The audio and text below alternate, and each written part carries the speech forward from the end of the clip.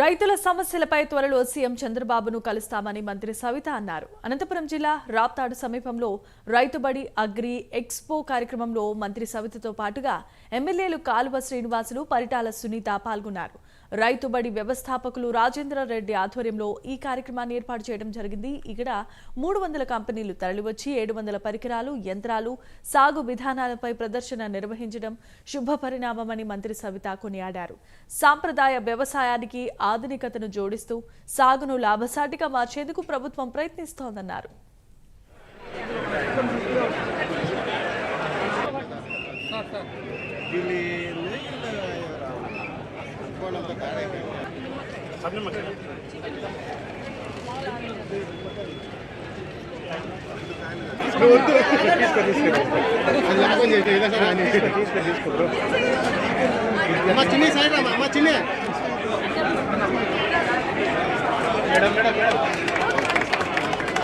గతంలో మనం చూసాం, రాష్ట్రం విడిపోయి తాగునీరు లేక, సాగునీరు లేక, పరిశ్రమలు లేక, ఉపాధి లేక ఎంతో మంది ఇతర రాష్ట్రాలకు వలసిపోయారన్న విషయం కూడా తెలుసు. అలాంటి సమయంలో కృష్ణా జలాలను తీసుకొచ్చిన అపర భగీరథుడు మాన్యశ్రీ ముఖ్యమంత్రి చంద్రబాబు నాయుడు గారు. మరి ఈరోజు తాగునీరు, సాగునీరు అందుతున్నాయంటే దానికి ముఖ్య కారణం మాన్యశ్రీ ముఖ్యమంత్రి చంద్రబాబు నాయుడు గారు.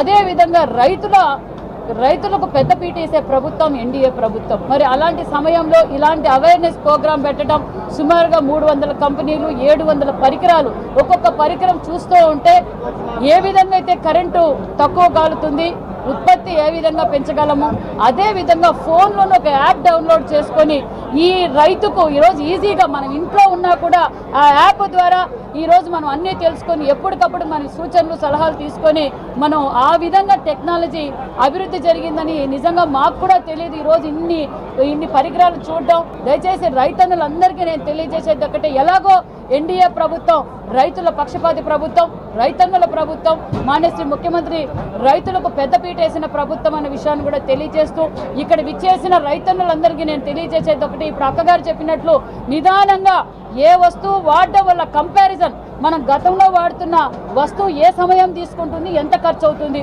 ఇప్పుడు వాడే పరికరం ఏ టైం ఎంత తీసుకుంటుంది, ఖర్చు ఎంత తీసుకుంటుంది, మనకు లాభం ఎంత వస్తుంది, ఇది ప్రతి ఒక్క స్టాల్లోనూ మీరు కూర్చొని దాన్ని డెమో చేసి చూడవలసిందిగా కూడా కోరుకుంటున్నాం.